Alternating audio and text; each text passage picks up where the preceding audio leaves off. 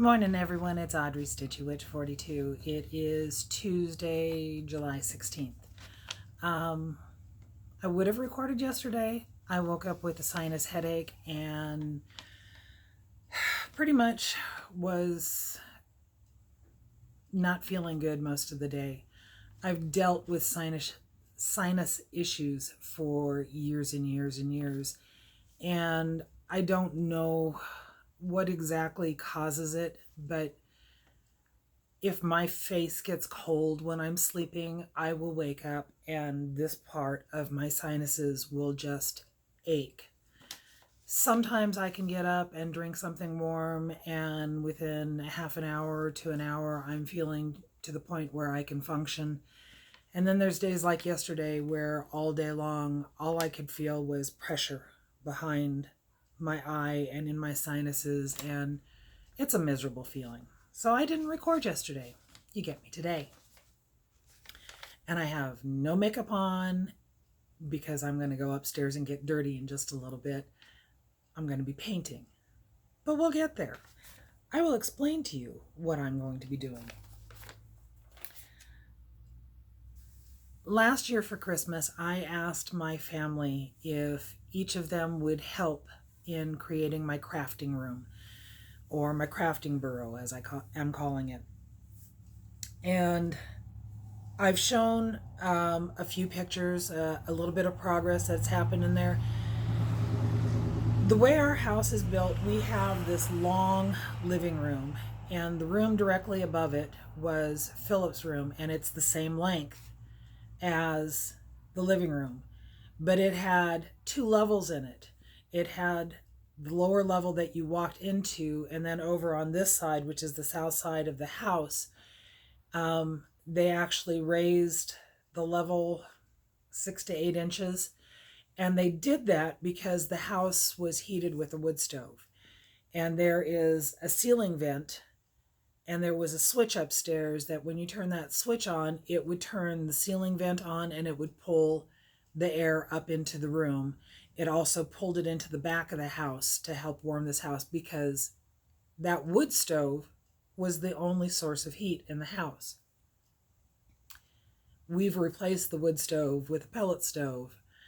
More consistent heat, but it's our source of heat. Anyway, the bedroom upstairs has two levels. It had the lower level and it had the higher level. The higher level is what is being made into the crafting bureau. When Mark made my Hobbit library for me, where those two levels meet, that's where the bookcase wall went. That's where my Hobbit door is at. So what we had to do was take out the chimney that was in there that we don't use anymore because we don't have the wood stove. Mark got the chimney out.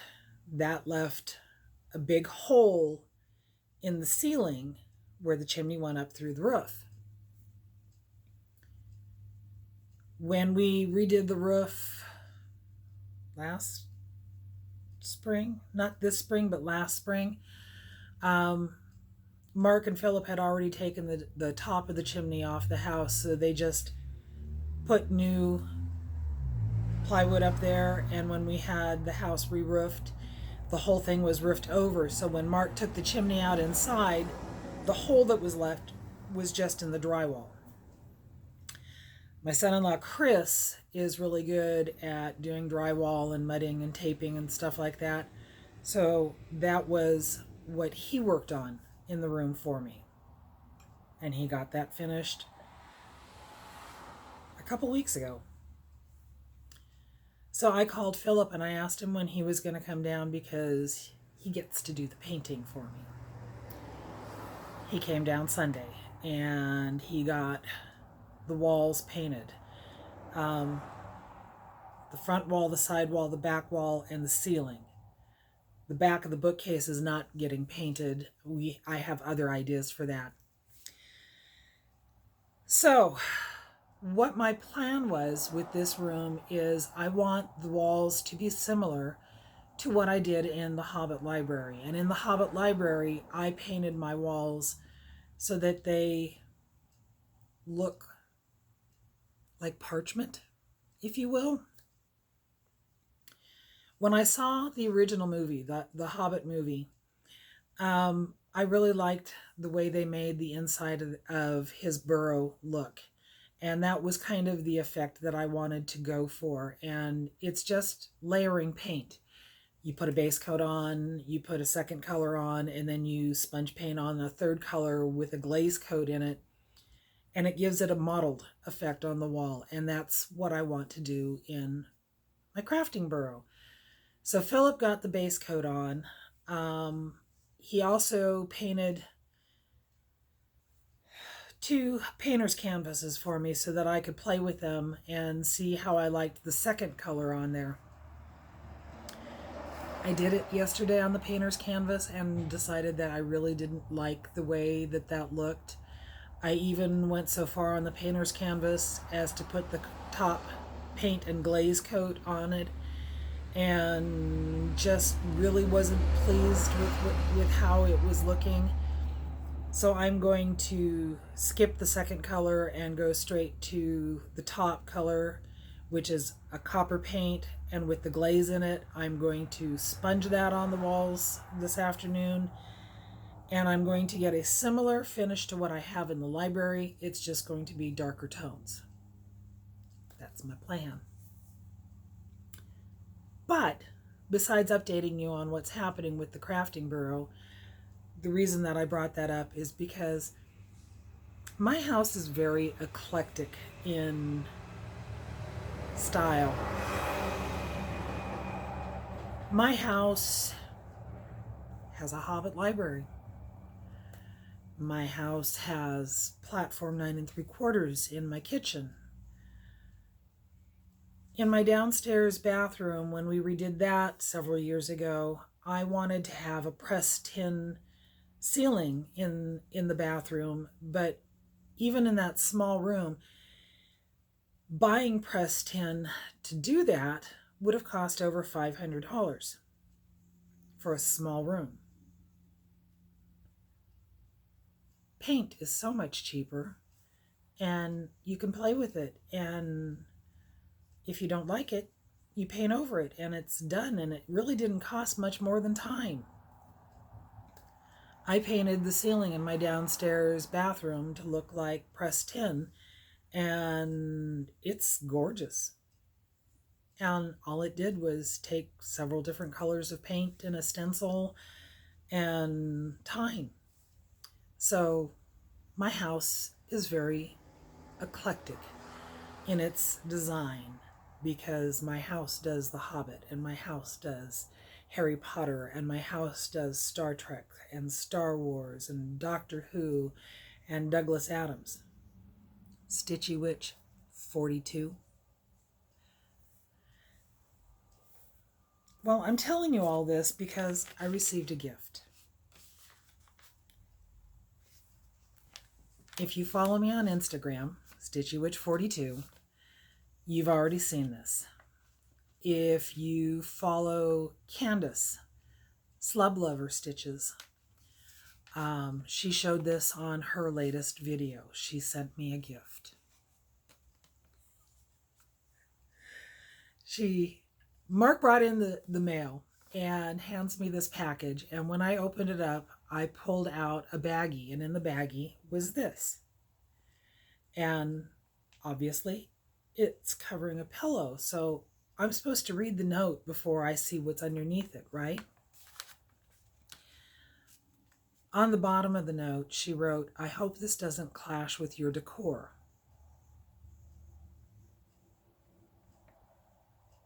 It fit in perfectly with my decor. When I lifted this off and looked at it, I burst into tears because she stitched this for me. As far as I know, this is not a pattern. This is something that Candace thought up and stitched for me. Now, maybe she could find a Star Trek badge on a pattern, but live long and stitch on. She thought of me. And all the times that I have heard people say, I can't even on videos, I've always kind of laughed at it, but I get it. Because I can't even explain the range of emotions I went through when I saw this. I love it. And it's on blue fabric. And on the back, there's a moon. And this is me. And this is perfect. And yeah. Thank you. I can't even. So, okay. My house is eclectic. And that fits right in, and it's perfect in so many ways. Last video, I told you that I had 4 finishes. I have 3 this time. I know what's happening. It's crazy. It's crazy. I have been stitching on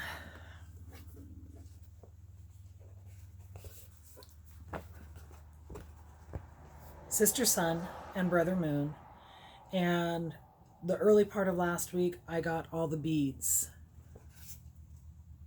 done. There's a lot of beads on these. I have stitched a lot of Mill Hill kits, but they've all been the small ones. And usually when you get to the beading, it takes a couple hours. This took 2 afternoons for me to get all the beads and beads. No, there's no beads there. There's all the beads in here, here, and here, and here, and all around and down the... There was a lot of beads. But that's done. It's ready to go on top of the box. I want to make it into a sewing kit. And I'm thinking that I may just stitch the moon on a piece of Aida and make a pincushion to go inside the sewing box. It's an idea. It's a thought. We'll see if I actually do it or not. But that was my first finish. My second and third finish are the same. And again, I've shown both of these on Instagram. Diana, it is Kismet, and Michelle, Bendy Stitchy. 2 hashtags. Hashtag it's you I like, and hashtag it's a movement, not a sow. They collaborated and came up with this little pattern. I'm upside down again. It's you I like. So I've stitched it twice on the gray blob fabric that I dyed myself. And when I finished with the beads on Sister Sun and Brother Moon, and I had these stitched, I thought, well, why not add some beads to these and give them a little bit of bling? I have stitched a lot of Mill Hill kits over the years. I did all 6 of the sugar skulls for my daughter a couple of years ago, and I did a little flamingo for my neighbor lady, and I've saved all the beads. And one day last fall, I went to Joann's and I bought these cases, and I separated all my leftover beads. There's a lot of leftover beads from all the Mill Hill kits that I've done. But obviously I had enough so that I could play with these 2 little pillows and I could add some bling to them.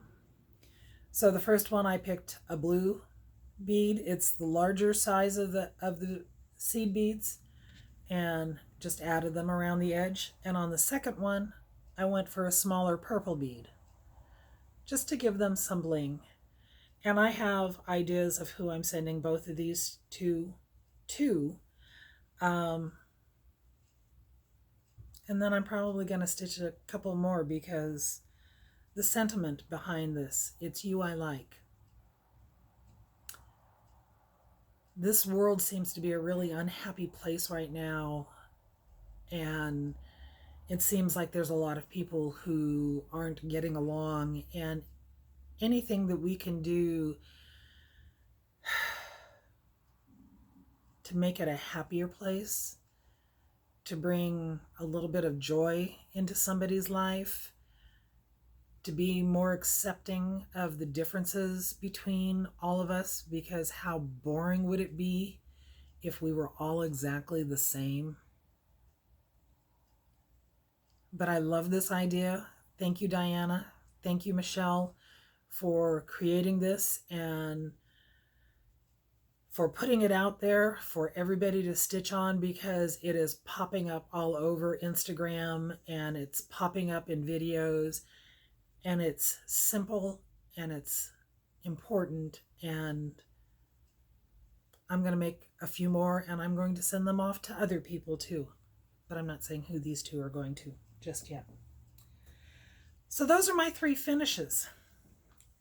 Ow, I have to move. Knees are hurting. So I have 4 projects that I am currently working on, and we'll just get started with them.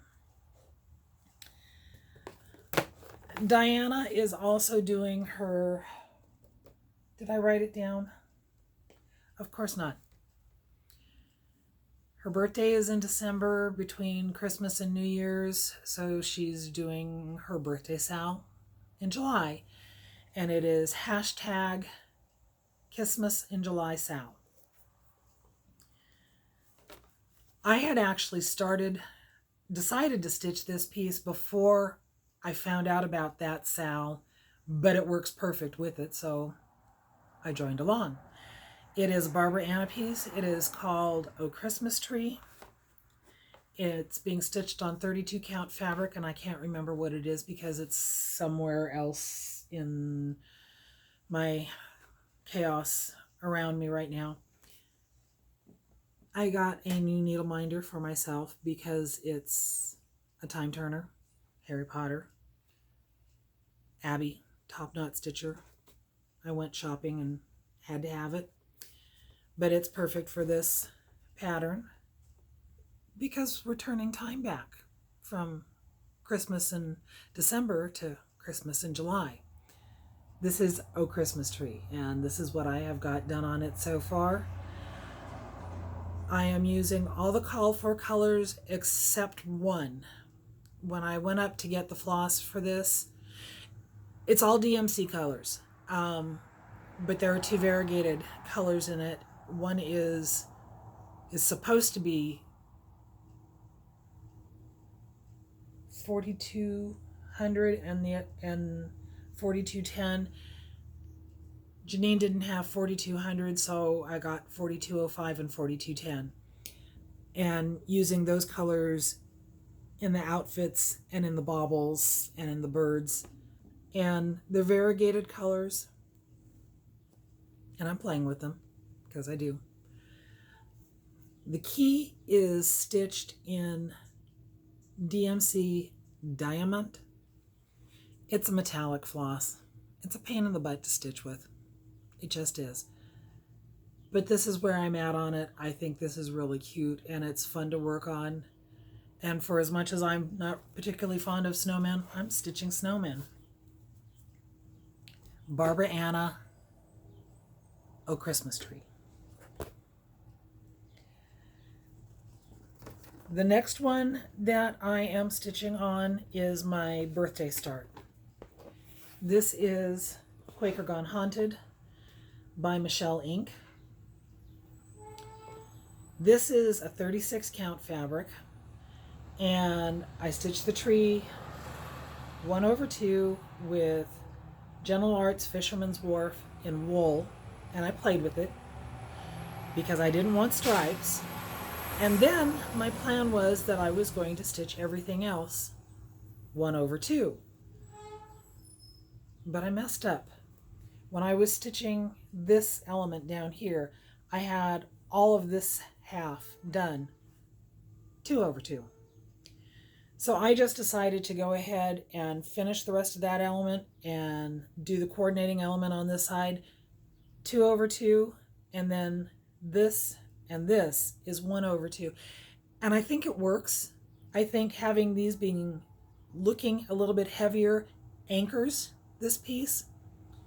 Again, playing with the variegated floss so that I don't get all the stripy look, because that seems to be my thing right now.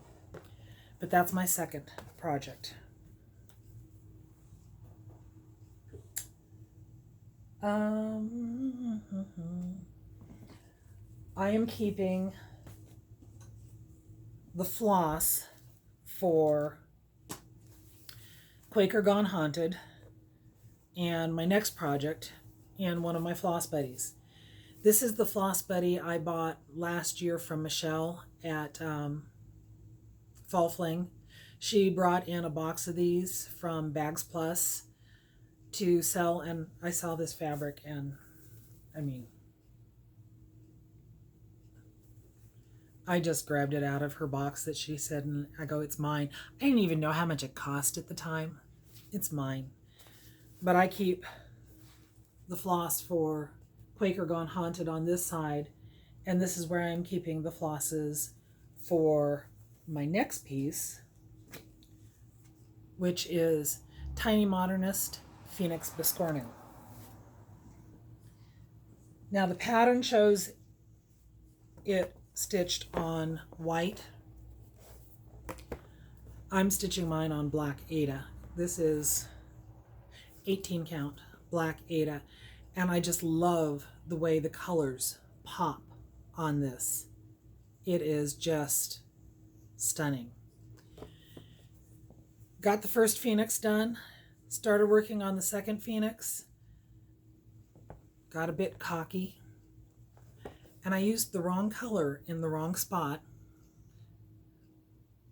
and I don't think anybody will ever be able to tell where it's wrong. So I'm not changing it. Because what does Vicky say? If you make a mistake, feature it. I am. Okay. The last piece that I am working on is the other Barbara Anna. And I think this pattern is just so stinking cute. This is Spooky Tree. I saw this pattern on Valerie Stitching in the Barn. When she did her video a while back, she did the bus tour. She was in a shop and she was scanning her camera around, and I saw this pattern and it was just like, I need that. So I went up to Acorns and Threads, and Janine and Lori were up there, and I said, I saw this pattern and it's a stack and it has a pumpkin and I can't remember what else is on there, but I need to have it. So while Janine was helping me and I'm going through my phone trying to find Valerie's video so that I could show her the picture of it, Lori is over on the computer and she's looking through things, and as it so happened, when I got to the point on the video that I could show Janine what the pattern was, just as Janine was saying the name of it, Lori goes, it's Spooky Tree. This is just so stinking cute. I love this. Love it so much. On the pattern, up here, hidden behind the moon, and right here are those things that I don't like, and you all know what they are because you've been mentioning them. I would just like to say that Leslie Hurley, Fat Cat Flossing, has mentioned that she doesn't like spiders either, so, you know, go pick on her for a while. Sorry, Leslie. Sorry. Anyway, there's supposed to be a spider up there, and there's supposed to be a spider here next to the hat. I had posted this on one of the groups that I belong in on Instagram. It's called Arty Farty Stitchy Bitchy Club. And Becca, who is the moderator for it, she goes, stitch it into something different. Well, when she said that, I happened to be working on the crow, and I was working on his little itty bitty wings there, and I thought, what could I do? So I grabbed my pattern, and don't gasp, people, I wrote on my pattern. I didn't make a working copy. I wrote on my pattern. I changed the design, and I turned the spider into a bat. And it works. So I'm going to make this one into a bat too, because no spiders. But it's so stinking cute. So anyway, that is all 4 of my current projects that I'm working on. Oh, I am housing my floss for Spooky One and my other floss buddy, using about half of it. I like these things. They're nice.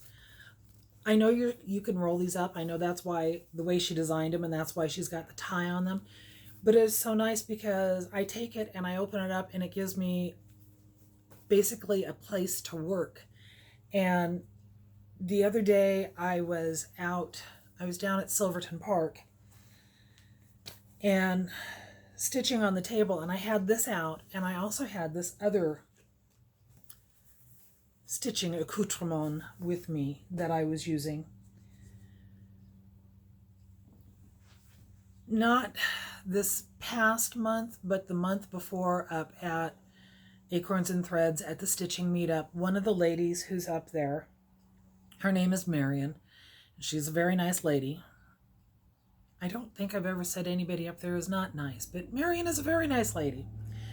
She had come up with an idea to make something to use along with stitching, and she calls it a Snippattie. It's Snippattie, Snippattie. It's named after her cat, Miss Patty. It's just a little piece of fabric. It's got felt on this side. Mine on the back has got Betty Boop. On the top corner, she's got this little label up here, and it says Catty Cross Stitches. That's her Instagram name. And underneath it, there's a magnet. So you can put your needles there, you can put your scissors there, whatever, and it holds all of your flosses, your snips, your Snippattie. Anyway, I was at the park. I had my floss buddy open, so all my flosses are right there, really easy for me to get to. I can see what I'm doing. I had this sitting there. I had my scissors on top of it, and it's great, and it's wonderful. So check her out on Instagram. She is Catty Cross Stitches. I think she's opening up an Etsy store so that she can sell these. $10.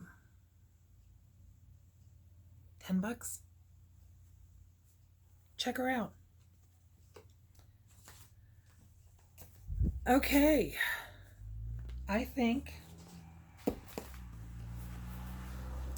I've shown everything that I wanted to show. I have to go clean up the floor up in the crafting bureau, and then I have to get started on my portion of the paint up there. I will have my cell phone with me so that if I do something stupid like try to fly again while I'm painting, I'm not going to try to fly. That happened a long time ago. We're not going to go there. Anyway, I think that I have shown everything that I wanted to show today. I want to thank everybody who watches and likes and subscribes. And again, I want to say thank you to Candace, because this is just perfect. Live long and stitch on, my friends.